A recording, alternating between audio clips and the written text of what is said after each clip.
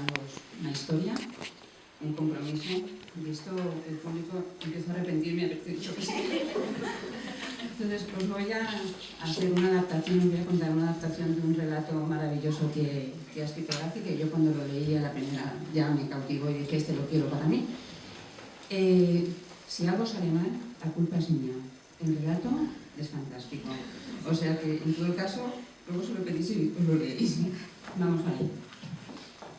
Leonor y sus familiares se habían reunido en aquella fría sala de la notaría para escuchar las últimas voluntades de su abuela, que había fallecido repentinamente.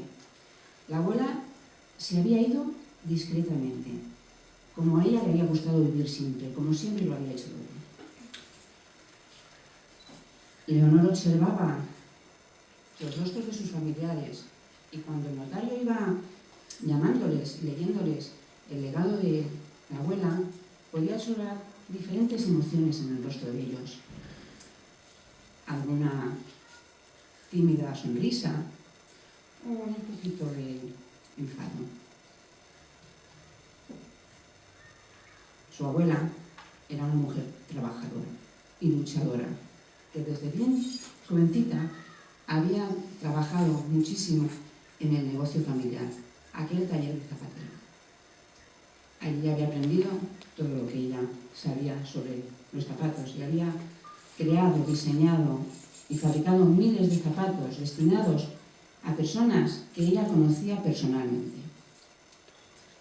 Leonor escuchó al notario cómo la llamaba y cómo le leía las últimas voluntades de su abuela para ella. Y a mi querida Leonor le dejo mis más preciados tesoros. Todos sus familiares, o por lo menos algunos, la miraron sorprendidos. Pero pronto esa sorpresa se apaciguó, incluso se convirtió en una sonrisa irónica al descubrir cuáles eran esos preciados tesoros. Mis zapatos de charol y mi primer taller. Leonor estaba entristecida. Ella lo único que quería era tener cerca a su abuela, y eso ya no podía ser. Le importaban poco el dinero y las propiedades que pudiera dejarle. En todo caso, si su abuela había querido dejarle eso, a ella le estaba bien. Era su voluntad y era lo justo, lo que ella quería. Cuando finalizó la lectura del testamento, todos se levantaron para abandonar la notaría. Y el notario la detuvo y le pidió que por favor no se marchara, que tenía que hablar con ella. Y entonces le entregó un sobre y las llaves del viejo taller. Leonor se sorprendió. Echaba en falta los zapatos de charol. Pero el notario le dijo que él no los tenía, pero que intuía que seguramente dentro del sobre habían instrucciones al respecto. Así que Leonor, saliendo de la notaría, se dirigió hacia el viejo taller. Allí la esperaba Fernando, el viejo ayudante de la abuela, y la recibió con: «Buenas tardes, señorita.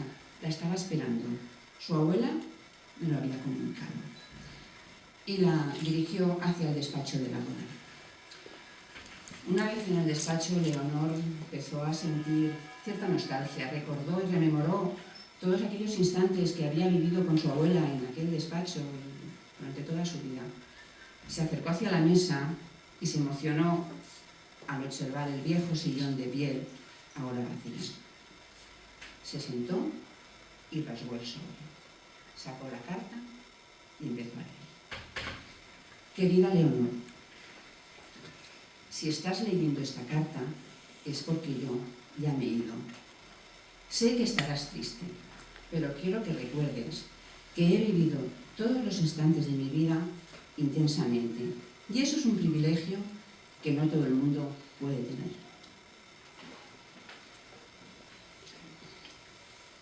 Sabes que tengo un especial sentimiento hacia ti, que siempre me has parecido una niña especial desde que naciste. Siempre te he reconocido muy parecida a mí. Y es por eso que deseo que te conviertas en mi sucesora. Te he enseñado todo lo que sé y me gustaría que dedicaras tu esfuerzo y cuidaras a mis clientes y a sus pies como yo los he cuidado siempre. También sé reconocer el concepto que tienes de ti misma, la timidez que te acompaña y cómo te ocultas detrás de esas gafas. Y me gustaría que pudieras cambiar y sacar de ti todo lo bueno que tú escondes. Si te he cedido, si te he legado este taller, es porque aquí empezó todo. Yo, igual que tú, también era una muchacha tímida y retraída. Y siempre que podía, estaba aquí en el taller, recluida con mi abuelo, pues eso, para estar fuera de este mundo que me asustaba. Un día me enamoré locamente de un... Perdón, nos olvidamos de los zapatos. En el armario encontrarás una caja forrada de seda azul. Cógela y ábrela. Leonor se levantó, se dirigió hacia el armario y cogió la caja. El otro le encantó. Cuando abrió la caja, se encontró dentro los zapatos de Charo que la deslumbraron, todos resplandecientes. Y siguió leyendo. La abuela le contaba que ella había sido, como se indicaba, una niña también tímida como ella. Y que un día se enamoró secretamente de un señor. El abuelo lo observó, que ella estaba... El abuelo observó cómo estaba enamorada de ese señor. Y como ese señor no parecía tenerme presente, no parecía tenerme visible, contaba la abuela en su carta. Así que mi abuelo me regaló estos zapatos, unos zapatos que había fabricado, y me dijo que esos zapatos eran los zapatos especiales y que la mujer que los calzara se convertiría en una mujer especial, que triunfaría y que cualquier meta que se planteara la conseguiría. Yo pensé, le decía la abuela en la carta, yo pensé que esto eran historias de viejos y no le hice demasiado caso a esa historia que contaba la abuela. Eso sí, el abuelo me advertía que para poder usar esos zapatos, la mujer que los usara tenía que cumplir unas condiciones, sencillas, pero condiciones.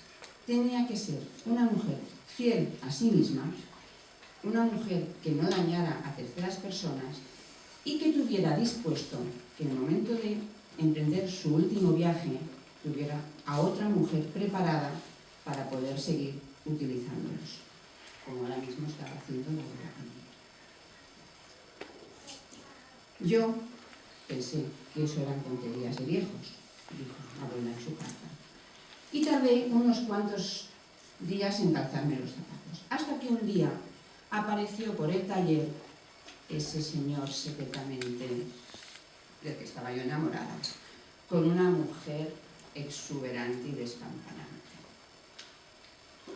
Ante semejante panorama me puse tan nerviosa que el abuelo, lógicamente, detectó mi inquietud y se acercó a mí y me susurró en el oído: ponte los zapatos.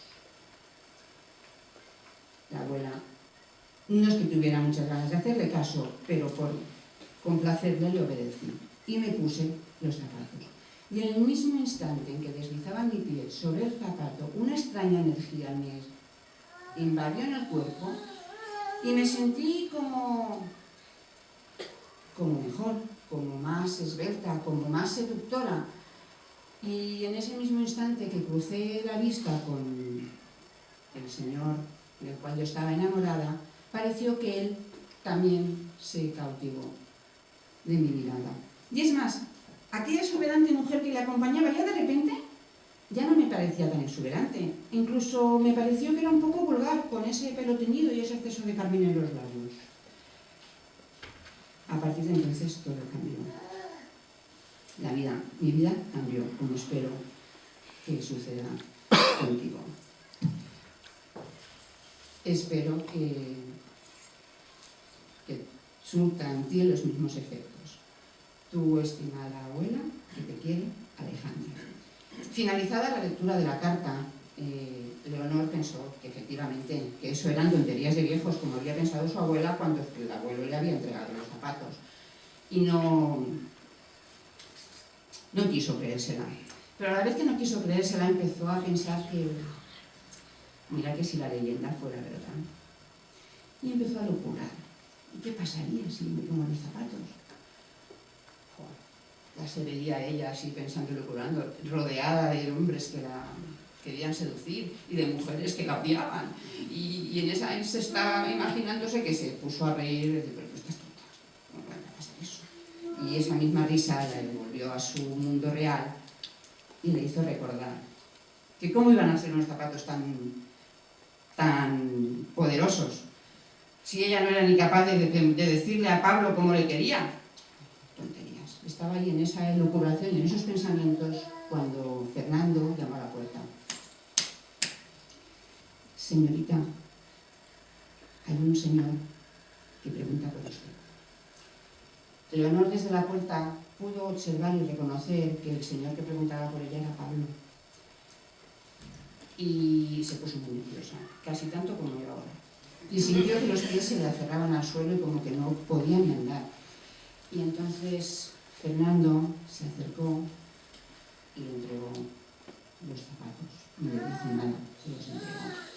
Y ella decía que no, ¿cómo va a venir? Y iba diciendo eso, pero ya se iba cambiando las botas y se iba poniendo los zapatos. Y le sucedió que en el mismo instante en que introdujo el pie en el zapato, una extraña energía le invadió el cuerpo y se sintió más alta, más esbelta, más seductora, más segura de sí misma. Y empezó a andar. Y se sentía su paso firme que rebotaba sobre la madera del suelo. Tan firme era que Pablo desde fuera sintió esa seguridad y se giró y se quedó extasiado. Esa no era la Leonor que él conocía. Esa era una mujer exuberante, extraordinaria, segura de sí misma. Vamos, que se quedó tan cautivado que es que le costó decirle Leonor que venía a darte el pésame por la muerte de tu abuela. Y Leonor, con toda esa seguridad que ya le marcaban los zapatos en los pies, le dijo que muchas gracias y que si quería un café. Y invitó así, con toda su seguridad, un café, y él no pudo decir que no, y asintió y automáticamente la siguió hacia el despacho. Cuando Leonor se sentó en el viejo sillón de piel gastado, observó el retrato de la abuela que tenía encima de la mesa y hasta le pareció que le sonreía, como había hecho Fernando cuando los vio entrar a los dos en el despacho. Y su vida cambió, como había cambiado la vida de la abuela, radicalmente. Y los zapatos la acompañaron el resto de su vida, y aunque ya no los necesitaba, pues a veces se los ponía, pues porque se sentía muy a gusto con ellos. Y la acompañó para siempre, y finalmente, cuando llegó el momento de su último viaje, tenía la mujer preparada para poder pasárselos. Muchas gracias.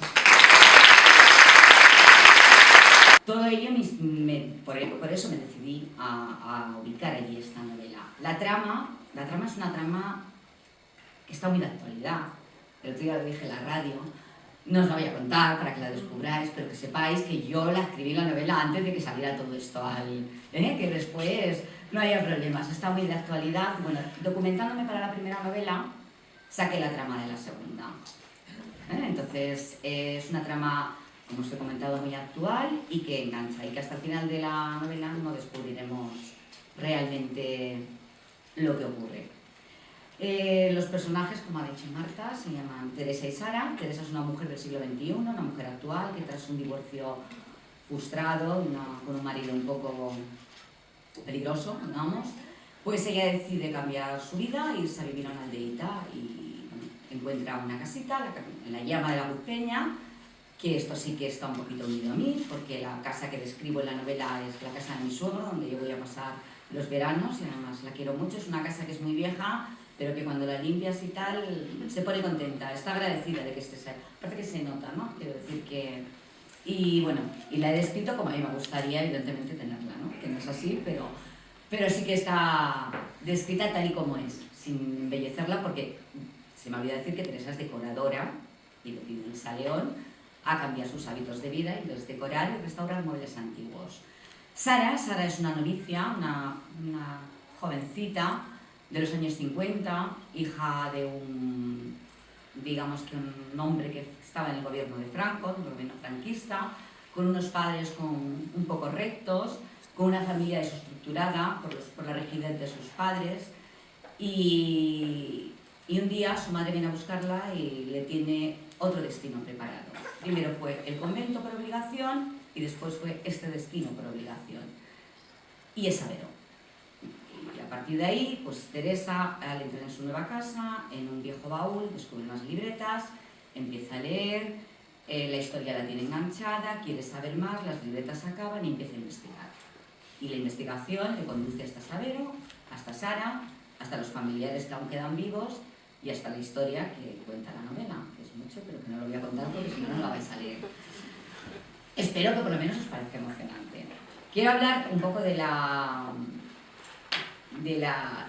portada de la novela. Vamos a ver, la portada de la novela, que si la habéis visto por ahí, ¿me podéis acercar un ejemplar? Porque sí que lo quiero acercar un ejemplar. Como ella pertenecía a una familia por cuya sangre circulaba el carbón de las minas. Fue un amor a primera vista. Al cabo de poco tiempo, dejó su pueblo para trasladarse al de su flamante esposo en la provincia de León. De eso hacía una década. Durante esos largos y gélidos inviernos habían pasado muchas cosas. Entre ellas, habían tenido 2 hijos. Ella estaba totalmente integrada en la colonia. Le gustaba su gente y su aroma. Se sentía feliz. Era extraño que una bella sonrisa no adornara su rostro. Y eso es lo que precisamente ese frío día de noviembre ocurría. Desde primera hora de la mañana, un malestar irracional se había instalado en su cuerpo. Su corazón permanecía contraído de angustia. Ni ella misma conocía la razón de su desazón.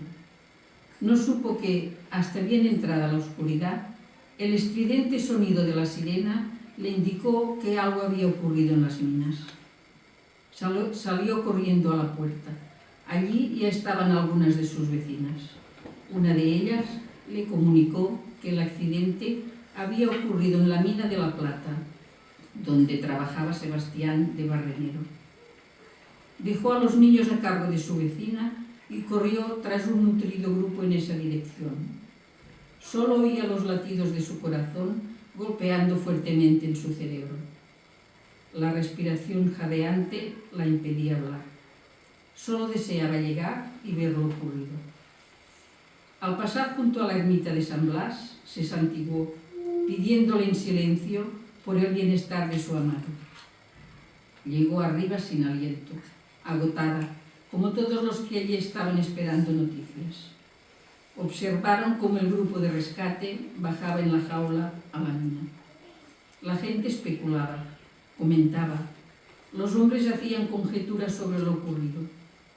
Ella se mantenía en silencio, apartada del profuso grupo, su mirada fija en la entrada de la mina. Unas voces revelaron que subía alguien. Se acercó temerosa, fusionándose con los demás. 2 hombres, tiznados, yacían en el frío suelo de la jaula. Alguien gritó sus nombres. No era él. Percibió el alarido de sosiego y alegría de unas mujeres. Ellos estaban vivos. Esperó y esperó, arrebujada en su abrigo, mientras el gélido frío iba lacerando su cuerpo y su alma. Fueron muchas horas, tantas que ella perdió la noción del tiempo. De nuevo, alboroto. Subían a más. Aterida de frío y miedo, se acercó de nuevo. Y esta vez sí. El cuerpo de su marido yacía inerte. Su rostro, cubierto de carbón y sangre reseca, apenas se vislumbraba. Notó una mano en su hombro. Oyó unas palabras de consuelo. Algo caliente se deslizó por sus mejillas, rompiendo el hielo que en ella se había formado tras la larga espera. El ingeniero la condujo hasta Sebastián. Ella acarició su perfil, abrazó su cuerpo sin vida, lloró apoyada en su pecho, hasta que alguien la arrancó del lugar. Un desgarrador grito rompió el silencio emplazado. Años después, instalada de nuevo en su pueblo natal, los recuerdos de aquel trágico suceso se combinaban en la confusión de su mente. El entierro de Sebastián, caminando junto a su féretro, los sollozos incontrolados, las muestras de dolor de sus compañeros, la marcha del lugar donde dejaba parte de su corazón. Rememoró una frase que un día oyó: la mina le dio la vida, la mina se la quitó. Repose en paz el minero de honor.